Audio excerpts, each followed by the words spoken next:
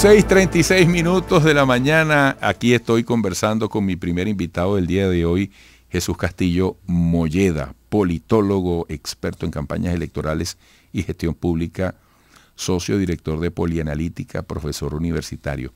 Jesús, un gusto esta primera conversación, bienvenido siempre. Para nosotros siempre va a ser muy agradable y como te lo dije en una oportunidad, hagan los esfuerzos para que se escuchen en el Zulia. Sí, señor. Tienen tiempo ausentes del Zulia. Sí, señor. Sí, señor. Eso nos duele muchísimo. En el Zulia hay una buena audiencia y tenemos que reconectar. Y además es un estado muy importante para la opinión. Sí, llegamos por televisión, pero está pendiente de volver por radio. Eso es correcto. Mira, Jesús, este es un gran momento para conversar sobre tu especialidad, las campañas, la actividad política, los políticos, porque comienza este proceso de primaria, que yo decía, independientemente de que te consideres opositor o pro gobierno, todo esto nos tiene que interesar y hay que prestarle atención. ¿Cuál crees tú es el gran reto que se le plantea a la oposición en el inicio de este camino, cuando hoy precisamente faltan 2 meses para la primaria? Mira, la campaña hoy, aunque empiece oficialmente, ya los 13 candidatos que se inscribieron en el mes de junio-julio a la participación de las primarias, ya tienen algún tiempo recorriendo el país, participando, haciendo sus planteamientos. Sin embargo, el mayor reto es, uno, decirle a la gente y comunicar a la gente que hay una elección de primaria, porque apenas el 25% de la población venezolana está conectado o informado que hay una elección dentro de la oposición. El otro 75% está totalmente en desconocimiento de que hay un proceso interno, de quiénes son los candidatos y cuáles son las propuestas de estos candidatos ante este proceso de primaria. Ese es uno de los principales retos, la comunicación. Creo que algunos candidatos han hecho una excelente campaña de tierra, pero hay muchas fallas en la campaña de aire comunicacionalmente hablando. El segundo reto es entender y comprender que si una elección es primaria para elegir un candidato, entonces es para elegir un candidato. Y en este caso la comisión de primaria actual es muy ambigua y es muy confusa porque no ha aclarado qué va a pasar si el candidato que gane está inhabilitado para poder inscribirse electoralmente ante el Consejo Nacional Electoral.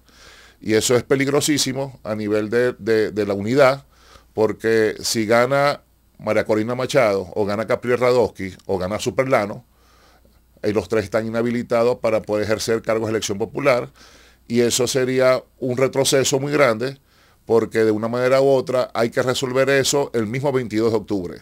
El deber ser, y termino el comentario, es que el candidato de primaria sea el habilitado con mayor votos, que saquen el 22 de octubre, indiferentemente de la comisión de primaria no inhabilita candidato, sino en este caso lo están inhabilitados por la Contraloría General de la República.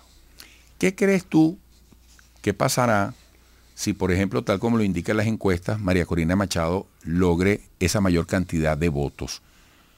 ¿Cómo resolver ese asunto desde la Comisión Nacional de Primaria, desde la estructura de la oposición que está intentando avanzar por ese camino? ¿Cómo debería dilucidar esa situación independientemente del eslogan de María Corina, no?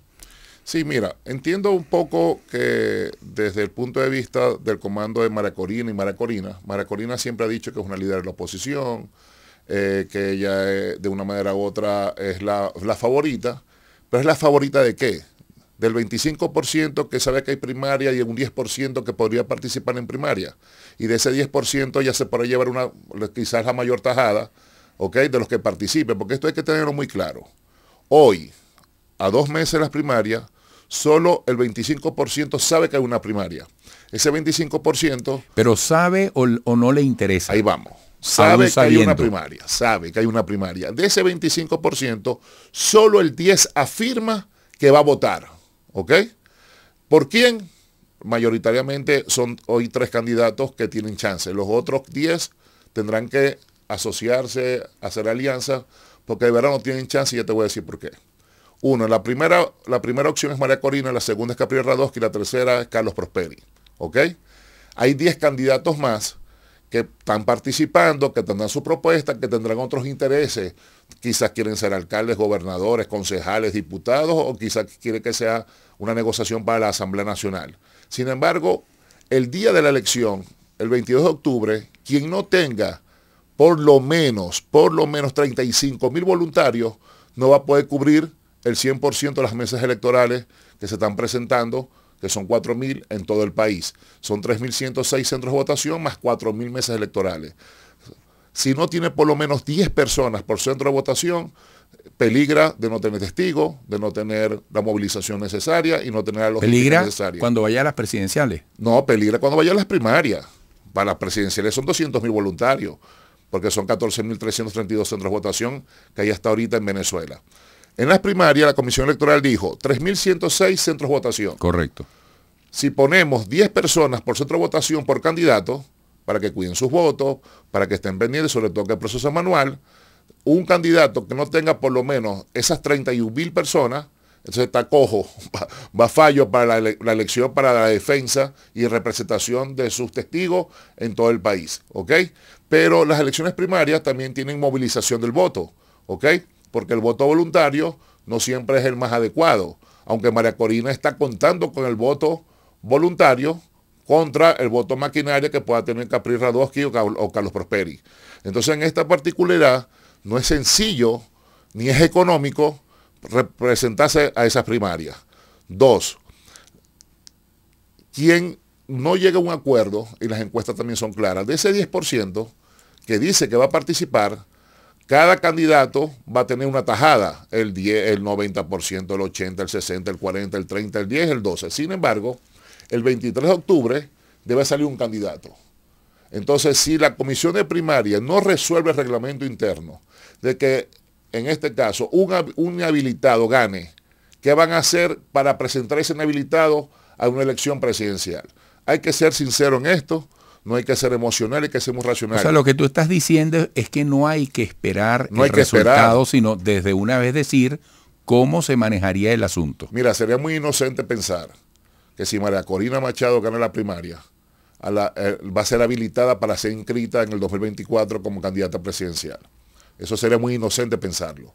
Entonces la responsabilidad debería ser que de una vez se resuelva. No es que el que gane ponga el candidato. Eso tampoco debe ser, porque para eso están participando. Tú dices que la Comisión Nacional de Primaria ni siquiera debería permitir que los candidatos inhabilitados participen. No debería permitirlo. Eso es lo que tú estás diciendo. En este momento, María Corina Machado, Capri Radosky y Superlano, si realmente quieren unidad, si realmente la conceptualización de su discurso es fortalecer un candidato único para enfrentar al gobierno nacional en las elecciones 2024, ni deberían estar, porque es incómodo lo que está ocurriendo. Entiendo que en el caso de María Corina necesita un certificado, un título o algo que le diga al país, mira, la gente está conmigo, pero volvemos a lo mismo.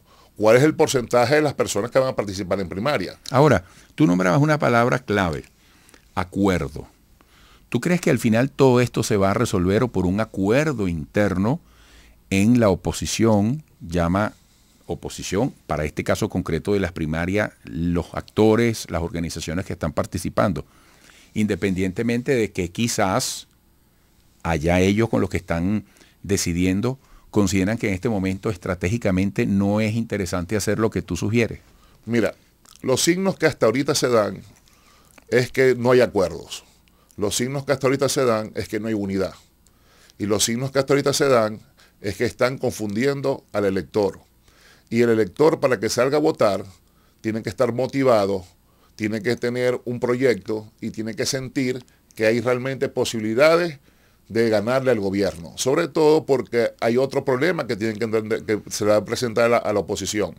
Que por fuera, hasta ahorita hay 6 candidatos que dicen ser opositores, que dicen que se van a inscribir directamente, que son Antonio Escarri, que son Brito, el Conde del Guácharo, dice que Bernabé o cualquier otro representante por Bernabé, que hay una discusión, un debate dentro de la Acción Democrática, dice que es Bertucci. Entonces, todos ellos han manifestado que van a presentar Luis Ratti, que van a presentar su candidatura por fuera, ¿ok?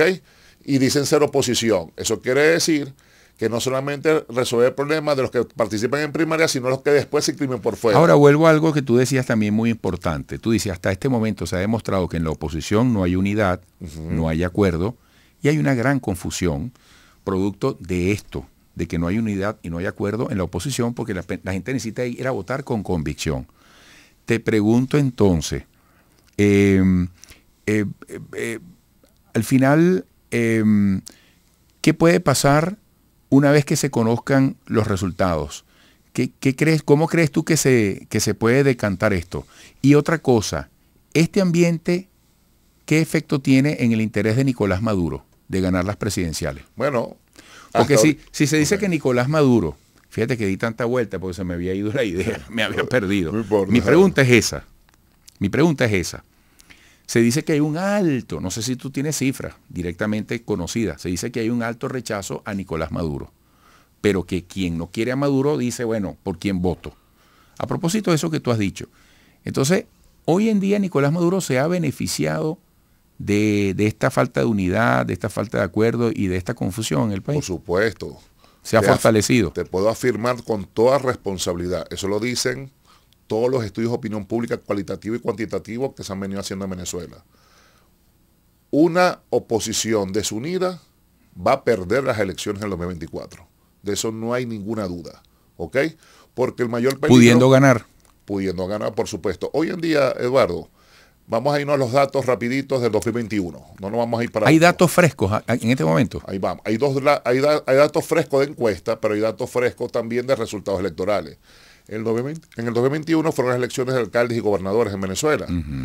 Todos los votos unidos de la oposición fueron 5.260.000 votos unidos, a pesar que ellos se fueron desunidos en muchas candidaturas.